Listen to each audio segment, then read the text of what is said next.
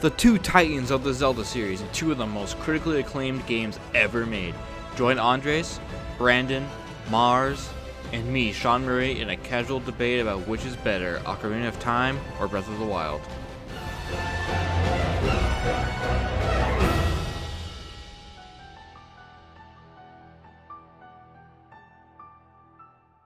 So yeah, guys, before we get into things, what game right now are you guys thinking is better? Between Breath of the Wild and Ocarina of Time. Yep, before we get to the final verdict at the end, what do you think's better?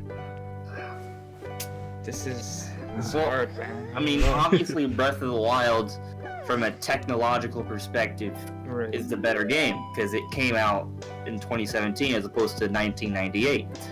But in terms of which game is more impactful for its actual time, how it's, led to changes in the industry and how it's affected us personally, and that's a whole other discussion, right? Yeah. Well, that is, I guess that is a discussion. I don't know why I'm saying other discussion. That's a discussion. That's basically it, yeah. Yeah. The discussion we're talking.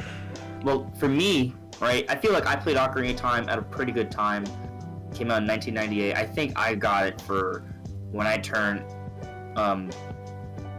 8. Yeah, when I turned 8 in 1999 is when I got it, because the game came out in November in North America, and my birthday's in October, so that means I got it October 1999. So the game was almost out for a year by that point, almost, but not quite. And so I experienced it at a pretty good time when it was at the basically around the peak of technological advancement. So when I saw Ocarina of Time, it was like, oh my god, there's this whole giant medieval fantasy world to explore, and at the time there was nothing like it. It was the closest thing to a legitimate open world experience on console games. There are two games that sort of came up with the sort of third person lock-on feature. There was a Mega Man game that came out around the same time, and it was also Ocarina of Time, except with Ocarina of Time you could also move around and do it, so it was the best way to handle third person camera. So it takes the cake for it. Basically, you can attribute Ocarina of Time to being the game that has created the third-person lock-on mechanic that literally every single third-person action and/or adventure game uses in the industry. I mean, Breath of the Wild is a pretty, different game for open world. I mean, you compare something like Skyrim to Breath of the Wild, and the restrictions are just gone. And because I played Breath of the Wild, and I was like, you know what? I always loved seeing other people play Skyrim. I'm gonna go buy Skyrim and play that because everyone says it's the best game ever. And I played, and I was like, oh man, I felt like I got like shackles on or something. I can't do anything in this game. It felt like the world was dead and samey. And then Breath of the Wild's feels so alive, and you can go anywhere. So I mean, it's kind of hard to judge how much that will change the industry at this point. It hasn't been that long, but I sure hope it does, because God, I can't go back to playing those other open world games where you're just so restricted. Back in the day, it was so much easier to kind of shoehorn in mechanics that, to rip people off, because games didn't take years and years and years to make. Well, they did, but not how they are now with hundreds and hundreds of developers and stuff. Yeah, no, just to piggyback on your point, in the 80s, there were 2-3-man teams that made a game in just a couple months. Yeah, I think Breath of the Wild had 300 people. It was 5 years. Yeah. It was insane. Yeah, of course, most of that was because they're tinkering with the physics engine, right? Right. If they didn't have to tinker with that and they knew what they were doing, theoretically the game could have come out in 3 years. That's another thing that kind of is completely different compared to other open world games. Just the physics engine, to be able to use the environment to your advantage in ways that aren't, kind of programmed in. They're not, you're not supposed to do that. You just can do it. You can just figure out all kinds of crazy stuff that the developers didn't even intend for you to do. One of the craziest things is you can, from the beginning of the game, you can take a tree or a boulder, you smack the crap out of it with stasis, and then you can ride it halfway across the map of the entire game. So cool. And for those who don't know, the map of Hyrule is huge. It's bigger than most games. It's a ginormous map. It'll take, you have to, on a horse, it would take 10-15 minutes just running from one point to another straight. I hope that open world games from now on, take cues from Breath of the Wild and its exploration, because no game in my opinion, does exploration better than Zelda. Like not even close. Yeah. I loved how they were really smart with how the game looked and was designed, right, in terms of the color palette, right? Because you had these orange, like towers and the shrines that really stuck out across all the green pastures and hills. So like, I can go there. Oh, I can go there. So you always had like these beacons to tell you where to go next whenever you just get up and see, because you could see those orange lights and you would go to them, which is kind of like a really interesting way how they designed the game, because it just basically sort of, you would pick one way because you would see several orange things. You'd be like, okay, which one do I go to? And everyone picks one of the several that they see, and because of that, everyone's just having completely different experiences, because of like 7 options, we're all likely going to pick a few different ones, but then if you go to the next one, there's like 7 more options, and there's 7 more options. So everyone has like a completely different experience exploring through Breath of the Wild, and that's only assuming you stick to going to the orange stuff. There's a whole bunch of other things to explore as well. So the game is huge, and it just, you're spot on, Sean. Like, exploration in that game, it's just this experience that just leads to one thing and then another and another. You get lost in the world, and that's just an amazing thing. Like, I remember when I played Horizon Zero Dawn after Breath of the Wild. I didn't finish the game. I'm not trying to say it was bad, but by comparison to Breath of the Wild, it's very limited, right? You can't climb anything. When you attack stuff, you don't really interact with anything, right? The only interactive thing I think you really do is you can walk through bushes and they sway. But you can't cut down the bushes. You can't burn them. You can't freeze them. You can't do anything like in Breath of the Wild. You can start a forest fire, and they can use the heat from the forest fire to fly up onto a mountain. And then if you get high enough, you get cold, and then you crash down. Like, it's just so many different things that can happen with that game, and none of that happens in Horizon Zero Dawn. And it's just because Horizon Zero Dawn is a game designed before Breath of the Wild. Breath of the Wild did change the game, but so did Ocarina of Time. So Right. Which one changed the game more so? That's kind of a hard question, because we won't really be able to tell how much Breath of the Wild changed, like, open world games or games in general for the next like couple years at least. But Ocarina of Time has its DNA in not only every single other Zelda game to come out afterwards, but like Every third-person action adventure, every God of War, Dark Souls, everything. Dark Souls especially. Yeah. Mars, how old were you when Ocarina of Time came out? I think I was in the 6th grade. 6th grade. So you're Yeah. So you're like way older than us. Yeah. When that game came out, I think Breath of the Wild, to me, has a more impact, because even what Brandon said, like he said he couldn't even play Skyrim because he felt like he had shackles on. To me, after playing Breath of the Wild, if a game doesn't have those physics in it, it's hard for me to play an open world game now because of Breath of the Wild. Like, even people talking about Red Dead Redemption, like, which has, is up there, but I see some of the things going on there. I was like, see, if that was Breath of the Wild, you'd be able to do that, and if that was Breath of the Wild, you'd be able to do that. And like, there's some random things that go on in a game like Red Dead that they eliminate. I feel like they're limited in Breath of the Wild. Like, they just don't happen just to happen, So that's I think Breath of the Wild, to me, has a bigger impact because of that. Like, it's hard for me to play an open world game because I feel spoiled by what Zelda presented. Did you play it when it first came out, or did you wait a little longer? No, I played both when they, like, I'm not even a big Zelda fan like that, but now with that said, I think Ocarina of Time is better because I'm more story driven when it comes to video games. Yeah, like, me too. Like the mechanics and all that, I can appreciate it and that's all cool, but if the story's not there, I'm just gonna go through the motions with it. So that kind of happened with Breath of the Wild. Like, the story didn't pull to me, but when I played Ocarina of Time, I fell in love with all the characters.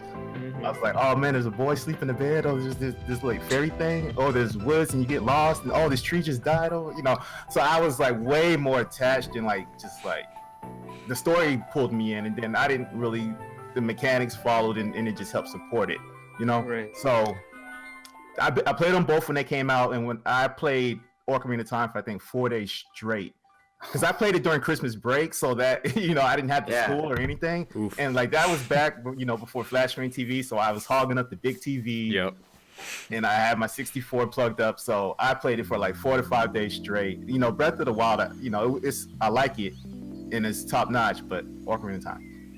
Yeah, I like your point about like different characters and stories, because Ocarina of Time, its story is it's not really in the forefront a lot of the time. It doesn't really shove in your face, but like every character has a reason to be there. There's not like a character you go up that's just like generic NPC character. Like every character feels like that they belong there, and as you progress through the game and you like travel through time, you feel like the characters changed, and you can track every character. Like in Breath of the Wild, you go up to character and just generic NPCs everywhere. Some of them have like generic quests for you to do. None of them are interesting. Yeah, the side quests in Breath of the Wild are pretty bad. Like Ocarina, I was in love with Sarah. I was like, this is the best character ever. Yeah. So like the characters really stuck to me. I was like, I see again. I was like, oh no, he's so evil. I can't stand it. In Breath of the Wild, the story is like almost absent, because if you take out the flashbacks, the actual progression of the story like doesn't exist. Yeah. And you can beat the game without that. On top of that, Yeah. So you just get the different ending or whatever the case may be, but so it's that part. Like you can really stay away from the story when you play Breath of the Wild if you want to.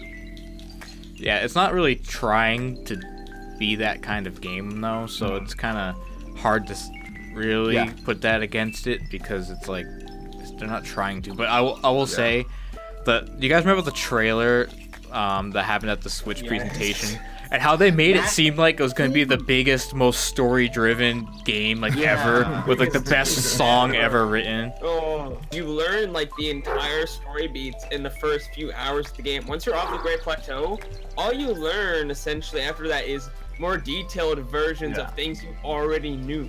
There's absolutely no progression. There's no mysteries, really. You maybe learn a bit more about the characters themselves and get a better characterization for them.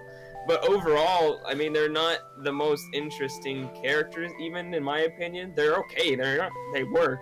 Yeah. But they're not amazing. And when I got the memories, I never really cared. It was kind of cool getting them all and then watching them kind of like a movie. That was, I think, the best way to do it, is just to get them all and then watch them again. But it was okay at best. Yeah. I think one thing too that's great about Breath of the Wild, that like when I first plugged the game up, like your first quest is your last quest. That's a big deal to me. I don't know why, but your first quest is your last quest. And if you play in a game like a WoW, World of Warcraft or something, like you get all these little quests and they kind of don't mean nothing. Right. But the very first quest you get in Breath of the Wild is your last one. I think that's cool. Like, that's like a really good point. Yeah. Like you can go right there and do it. Like that was major to me. You determine how much you want to do. Do you want to get this much armor before you fight? Do you want to get this much skill? Do you all that stuff in the middle, and then you go fight. So to me, that was excellent. I feel like the ultimate Zelda game is actually a combination of the best aspects of both games. Right? Because like you said earlier, the characters in Ocarina of Time are very strong. They're very unique, and they bring you into the story. The story isn't necessarily super complicated, minus the whole time. Let's not get into the whole split timeline thing, but the characters really bring you in, and the characters in Breath of the Wild, the ones that bring you in, are all dead. Pretty much. Yeah. The ones that are alive are pretty basic. Yeah. They need to make a Zelda game that has the mechanics of Breath of the Wild, the beautiful world that you want to explore, but they need to bring in that atmosphere and music design from the Ocarina of Time. Not the same, but similar level and appeal, and the characters. There needs to be more of that imbued into the world of Breath of the Wild. So I feel like if Breath of the Wild was based off what happened in the past of Breath of the Wild, what the trailer is based off of, that would have been the ultimate Zelda game. Because both games are incredible. They both changed the industry. They're both, 9 out of 10, 10 out of 10 kind of games. But the 11 out of 10, that game hasn't come yet. And I do think that music in Ocarina of Time is just way better than the music in Breath of the Wild. Like the Ocarina of Time has so many classic tracks. You could just listen to that and you just like the feels come. Right when you said that, Brandon, I got chills, because all I could do is just think of like every single song in Ocarina of Time is just so good. Everything. Breath of the Wild's music is good, but there's not a lot of it. It's a lot of Ambience, which I actually noise. liked a lot while playing it, but when I go on YouTube and look up relaxing Breath of the Wild music, it's just like a piano note here and like a piano note like 5 minutes later, and it's just like, okay. One thing, I was just gonna say, I think there's a better balance they could acquire, because I love the ambient noises from Breath of the Wild. Like if I fire up the game now, just running around listening to Link's footsteps, and hearing the birds chirp in the wind, that's amazing. But also the music from Ocarina of Time, every single song hits me to my core. Every single one. They need to strike a better balance between both. Yeah.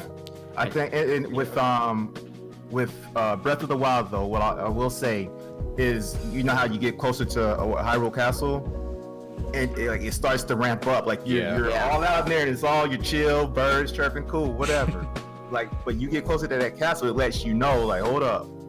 Get a little piano, get a little beat in the background, get a little closer, it's a little higher, then you get in there, it's like, oh, and then you're in the music, you don't realize the music came onto you because of the steps that they add the closer you get to the castle. I like that feature. Mm-hmm. You know, Zelda Breath of the Wild has voice acting. I feel like it's something that should be mentioned, because it's the first Zelda game to have, minus the CDI games, which aren't published by Nintendo, so let's not count it. I shouldn't have even mentioned. I'm sorry. But Breath of the Wild is a actual voice acted Zelda game. Well, granted, it's only during the cutscenes pretty much, but I don't need everything to be cut. But there was a lot. There was a lot of voice. Well, okay, maybe not a lot, but there was enough voice acting in that game for the cutscenes, and I thought it was pretty good. You know, and there was always kind of like this issue, like how are they going to handle voice acting in Zelda, considering that Link is a silent hero.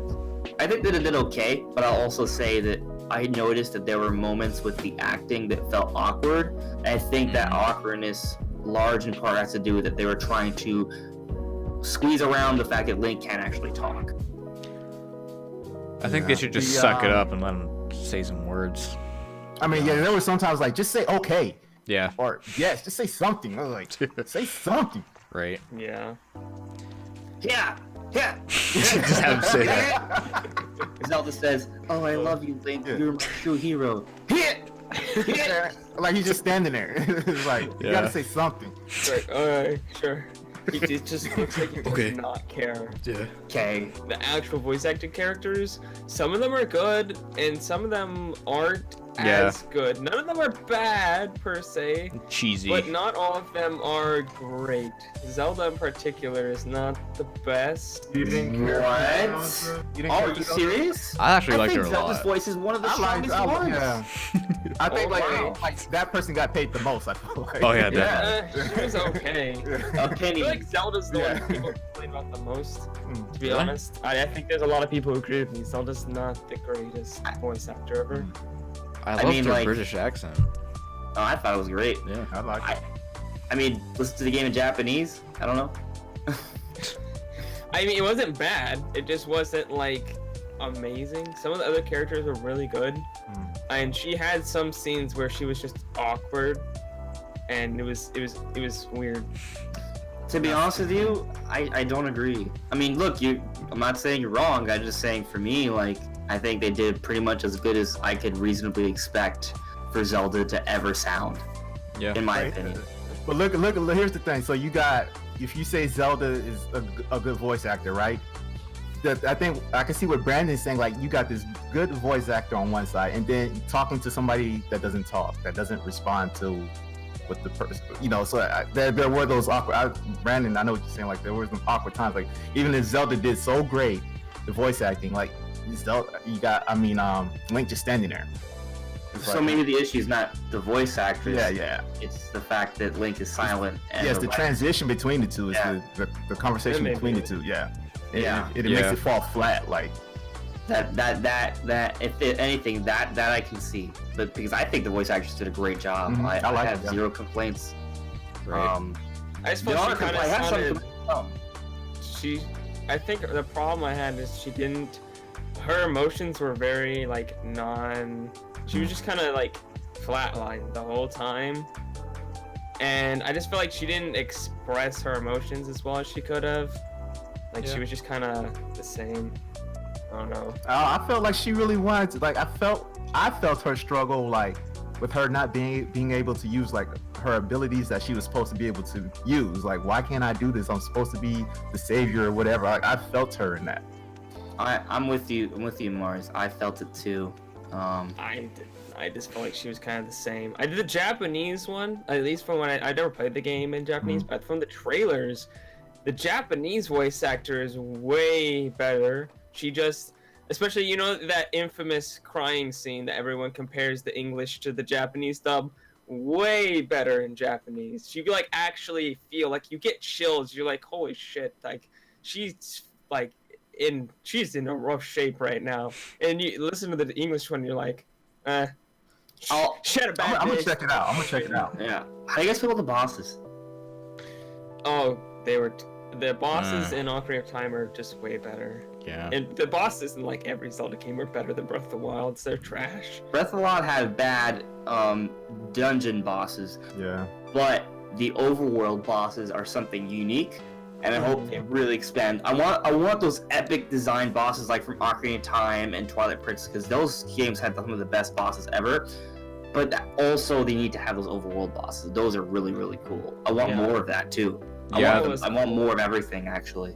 Yeah. So The enemy variety is trash.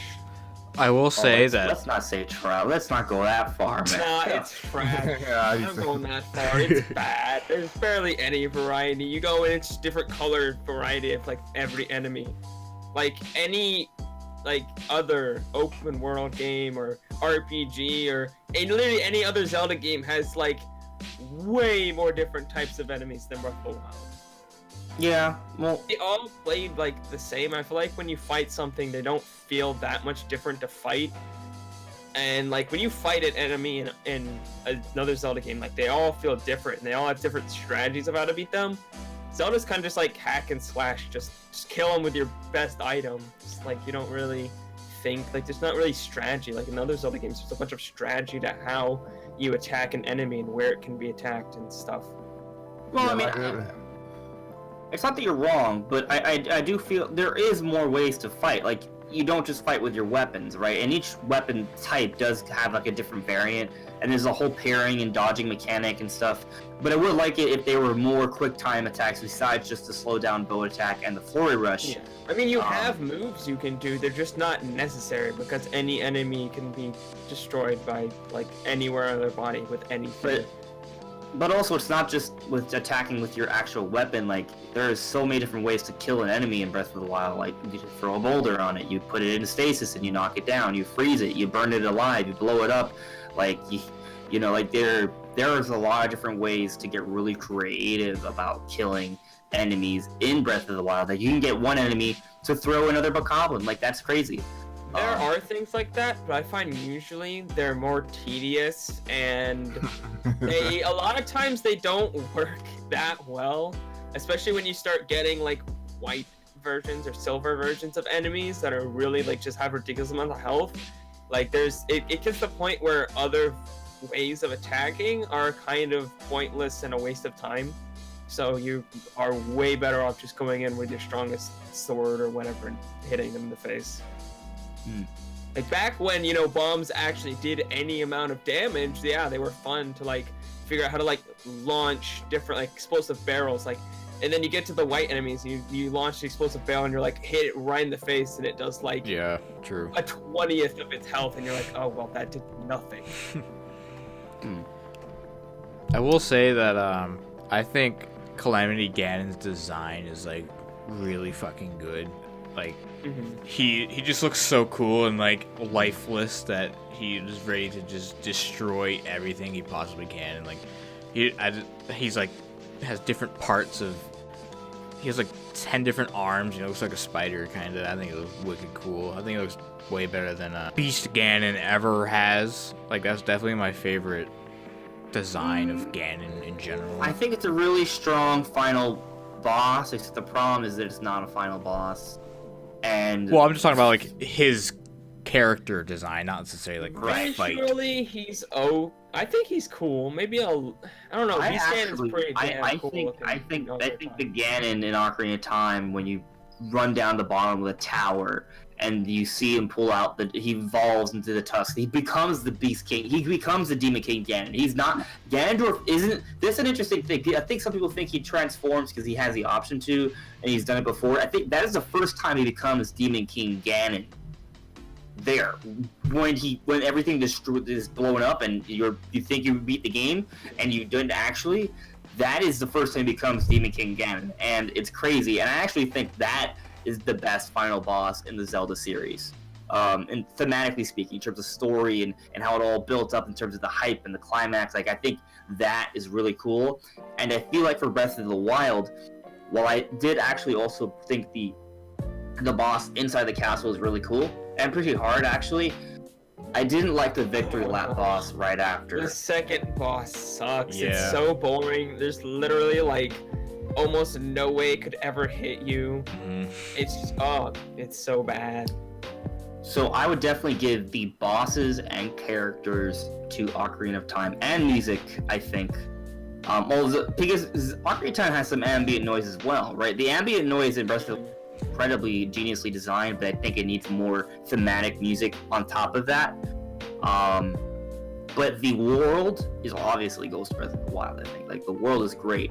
So my ideal Zelda game has all the characters and boss designs and our unique temples added to the Breath of the Wild world, with that thematic music and maybe some more variants of enemies. And dungeons that are actually like good. The dungeons in Breath of the Wild are okay, and I like that they changed it up, but it felt like just bigger shrines. Like, I feel like shrines were enough to change it up, that you didn't have to change up the normal dungeons as well. Like, I would have liked to have like more like real dungeons. I thought they were cool, but I do agree with you that I wish they were like the aesthetic of them was all very similar. I think they could have done more with the aesthetic. But the actual mechanics of the dungeons, I thought were really cool. How you had to move around the beast and figure it like that out. I actually didn't like that. You didn't? Oh, no. Okay. I thought it was just like annoying, especially the elephant one. How like there's a million different ticks that you could have to choose from, and you're like, this is gonna happen when I put it on this tick. Nope, it's like one tick away, and then you do the next one up. Like, nope, it's two. It was 2 ticks away, so you have to move it again, and you have to like move it 1,000 times, and you have to go back into the menus and stuff. I don't know. It was annoying. It wasn't like any other part of the game where it felt like I was like, yeah, this is actually innovative and stuff. It was like, this is annoying. I don't know. I thought it was cool, but I thought it was cool on the level of like one of those cool shrine variants that you could find, not like cool enough to be a dungeon. I don't want to play them again. Like, I don't want to play those dungeons again. Like, if you sat me down, you were like, hey, you want to play this Ocarina of Time dungeon, or you want to play this Breath of the Wild dungeon? I'm like, nah, I'm playing this Ocarina of Time dungeon. We're gonna have way more fun. You know what I think the best dungeons are? They're the dungeons that tell a story. Cause think about it. You know Ancient Cistern from Skyward Sword? Like, it's a crazy place because it's like this holy temple imbued, like submerged in water. And you explore that, but then you find a whole other section that's just filled with zombies and shit, right? And then you fight the boss, and the boss is incredible. With all the giant swords, and then you could take the giant sword from it and kill it with its own sword. Like, that's a really cool moment, and it's one of the best dungeons in Zelda for me, in my opinion. But even you go back to Ocarina of Time, like, the Forest Temple, it has its own story with the Poe sisters, and Sari's there, and you have to get in with a hook shot, and then you see the ghost of Ganon, or not Ganon, but the puppet. And then the Fire Temple, you have the Gorons enslaved, and you have to save them from Volvagia. The Water Temple has Dark Link, and the Spirit Temple, there's the story of Nabooru, right? And then the Shadow Temple, you see the torture traps and the death chambers, and you're like, what is this all about? And I think it's related to the well, and then there's like, it relates to how the Sheikahs were tortured with the Civil War, and then like there's these dungeons tell stories, like not like through cutscenes, but through the environment. And the dungeons in Breath of the Wild don't do that. I think I would love to see. I don't want the shrines to go. I love it that there's a different mini dungeons. I want that to come back. But I also want those big dungeons like the Ancient Cistern, like the Fire Temple, like the Forest Temple, dungeons like that to also be in the next Zelda game, because I think they're really important too.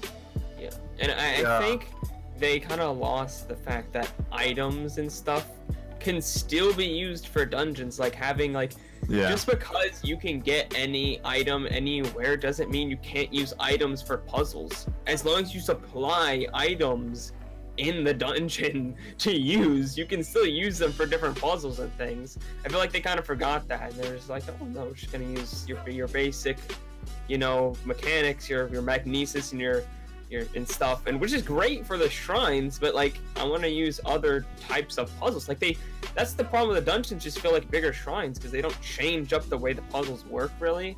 I think what Sean was saying, like when you get to the elephant one, right, and you're just moving this stuff around. The difference for me is like in Breath of the Wild, after a while you're like, okay, where's the boss at? All right, I'm doing this. Where's the boss? But how Andre was saying was in Ocarina of Time, like you go through it and then you get this like story or whatever, and then and there's a boss. Like it's a treat. Right. Where like Breath of the Wild, I don't feel that I was like, okay, I'm over this. Just show me the boss. Like I felt like you get to that point, like especially like they feel so empty too. And that's what Brandon, like they're like shrines, you know. They're just because they have that emptiness.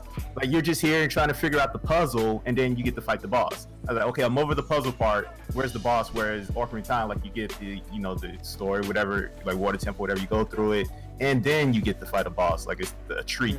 All right, guys, we're gonna wrap it up. You guys have any final thoughts? I do. What? Halfway through this conversation, I came to a decision. I think that when it comes to saying which game is the best for its time, I'm gonna have to say that it's Ocarina of Time. For its time, I think more people were satisfied with it. Like it just blew people away, and people had less critiques for it. Even though there's always critiques for every Zelda game, there's always is. We're a very critical fan base, but I think Ocarina of Time has stood the test of time, right? We haven't Breath of the Wild hasn't gotten that treatment yet, but I think it's because of the characters and the story on top of what at the time was the most expansive, realistic open world yet, right? Breath of the Wild is that now, but it's lacking in the characters that really, made it as memorable. It's not to say Breath of the Wild doesn't have a lasting impact on me, but I feel like Ocarina of Time is going to, once everything is said and done, is going to have a greater lasting impact on me personally. Which game would you guys rather pick up right now and play, and like which one would you have more fun with? I mean, I kind of done that recently actually. Like I played Ocarina of Time again, the 3DS version, and I had a lot of fun. And then I went back and I played Breath of the Wild, and I don't know, it's really hard. I feel like if I were to go back and play Breath of the Wild, I don't feel like going to play it, but if I were to, I would just enjoy playing around with the world because it's like a playground of things to do. But the story doesn't bring me back because there's no story to enjoy. Even like I don't care for the story a second time through because I've experienced it already. But with Ocarina of Time, I enjoyed the personality of characters so much that brings me back to the game because I do like experiencing that again, seeing them again. But the game itself has not. I don't know if it's because it's simply the way it's designed or if it's just because it hasn't stood the test of time, but it's not as fun to just play through again as Breath of the Wild. You know what I mean?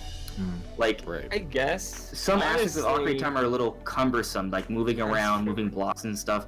Breath of the Wild, it's always fun to interact with the environment, but the story and characters keep bringing me back to Ocarina of Time. And the fights, the epic fights, like there's the epic boss fights. So I mean, in that aspect, the gameplay is cool in terms of the combat and using the items, but just kind of like navigating the world isn't as intuitive and engrossing as Breath of the Wild is. That's true. I don't know, man. I think I'm gonna have to go with Ocarina of Time on this one. I don't know if it's nostalgia or what, but I just can't.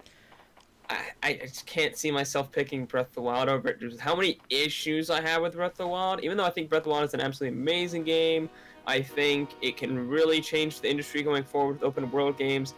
I just have so much issue with it, like story and stuff like that, and lack of dungeons. So, right, me personally, if I was playing Master Mode on Breath of the Wild last night, And the game it's amazing, but there's really nothing that makes me want to play through the entire game over again because it's just so large, and I've done like everything that I feel like doing that like I don't feel like rediscovering things because I don't like doing that. You know, like in Metroid games and stuff, I hate backtracking more than anything. So like when I backtrack, I just don't want to do it. I've already in my first playthrough I got like 100 shrines, and now I have to find those 100 shrines over again, and I'm just like, I don't feel like doing that. But when I play Ocarina of Time, I'm like, even though I know the story, it's like the dungeons are so good that you can hardly ever remember them like to a T, so you're always still kind of like figuring out what to do,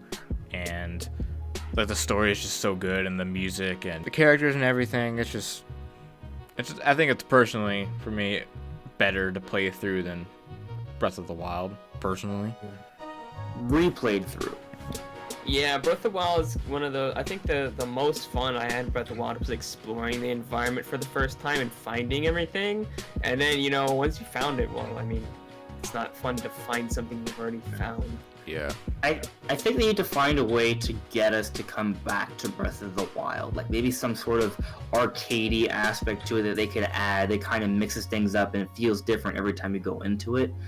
I mean, you can always kind of explore the game in a different way every time, but I feel like it comes down to the stories and characters that are being told within Ocarina of Time that keep me coming back, as opposed to Breath of the Wild. You can sort of, once you've gone through it once, you know, you might mess around with it, but to put in the same effort and time that you put in the first time, you've been there, done that. Right. Yeah. Now me, I'm gonna say Ocarina because I'm just a story-driven person. Like I'll read a book 15 times just because I like the story. So when I'm playing Ocarina of Time, it's because of the story for me. It's like, oh yeah, that did. Oh yeah. So it's like refreshing my feelings. Right. Where you know I definitely don't get that with Breath of the Wild. Yeah, I'm totally the same kind of person, just totally story driven. Like, if you really want to keep me coming back to a game, play it all the way through, you're gonna need a good story. So, Breath of the Wild is just kind of one of those where it's just like I don't really feel like going and 100%ing it. Yeah. Yeah. I'll go back every once in a while when I get that itch, and I'll try to find the rest of the shrines, but it's not something that I just like I have to play this all the way to completion, get everything. I just want to specify that while I think the story is important, I think what makes a story as good is the characters. Because stories can be told through cutscenes, but it's the characters that you interact with during gameplay that are also really interesting, because Zelda is known for having these really quirky characters, and Breath of the Wild doesn't have the quirky characters that you can interact with. The characters that are in the cutscenes are really good, but outside of the cutscenes, you don't interact with any weird characters aside from the one guy who likes taking the monster tokens, right? Everyone else is very basic for them. Well, there's also the flamboyant carpenter. So I mean, I'm gonna agree with you. I think Ocarina of Time, it does more better for its time, and it's had a greater lasting impact than Breath of the Wild, I think, will. But I don't want to really shit on Breath of the Wild because it's an amazing. I know, I feel bad. It's like for real, like I'm rocking with Ocarina, but let me like be clear, like Breath of the Wild, when it just comes, I think it does a lot of clever things. Like I said, your first quest is your last quest. You can go about your strolling, the physics. It's just there's a lot of little clever things. Like even like when you play it, I think it equates to real life. Like the guard, like I'm so scared of the guard. He's like, oh no. And then as you build your skill and you build your weaponry, you're like less scared, and then you realize you're not. So it's just like in real life, like when you build the. And I love that. And like I like that. I think that's just so clever. So like it's the things that were implemented, like don't get it twisted. Like Breath of the Wild is still that thing. And it's the future of Zelda, right? That what they accomplished in Zelda is what they're gonna need to move forward. But as I tried to say earlier, take the characters and the music and theming from Ocarina of Time and imbue that into the systems in place for Breath of the Wild, and you have a formula for the greatest fantasy adventure game of all time. Right. Yeah. I will say that I think, even though Breath of the Wild doesn't have the replayability, I would say that my first playthrough, I probably enjoyed that more than my first playthrough of Ocarina of Time. Oh, The fun of adventuring. Like, I'm True. somebody who loves, just, even in real life, just going into, like, finding, like, a forest and just running through the forest, seeing what's up. Like, even in real life, I love that kind of stuff. yeah. So Right. to do that in the game, just go somewhere in a fantasy environment where you can just run around this giant open world and explorer thing was just, it was like everything I wanted in a game. But Yeah. once you've done it, you've done it. So Ocarina of Time has that more lasting appeal with the characters and stuff. But like that first playthrough of Breath of the Wild was just like the best thing I'd ever done in gaming. It's very Because true. that allure of mystery and what's there is just so crazy. So Right. I hope for the next Zelda game, it's just like maybe not even in Hyrule or like a different part of Hyrule we've never seen before. Because I want the newness of it. I want to see more fantasy medieval world that I've never explored before. Yeah. One of the biggest things for me is that playing Breath of the Wild, I don't recall any time where my mind was like blown by like a story element or something. Like the environment, there's always something to discover, but it never changed. If you find something in your first hour of gameplay or your 200th, it was always there. Like nothing like made it appear. But Ocarina of Time, when you become an adult and you come out and you see that the world is like destroyed and like everyone's a zombie and stuff, like that, when I was a kid, that was like one of the like creepiest, scariest things I like had ever encountered. And my mom like let me watch horror movies when I was like 6 years old. All right, so I'm sure it's unanimous that we all think Ocarina of Time is better, right? That's your guys' Yes. vote. Yeah. That's There's Ocarina of Time. qualifiers to that, but Yeah. yes. Is that it? Is that all you guys have to say? I feel like I've spoken too much. I'm sorry. So, yeah. I'm sure we could go on for a million more years. yeah, but- yeah, For video's sake, is that all you guys have to say? Yeah, I guess so. Yeah. All right. Well, everyone, thanks for watching. Subscribe to everyone here. Their channel links will be in the description. And we'll see you next time. Bye.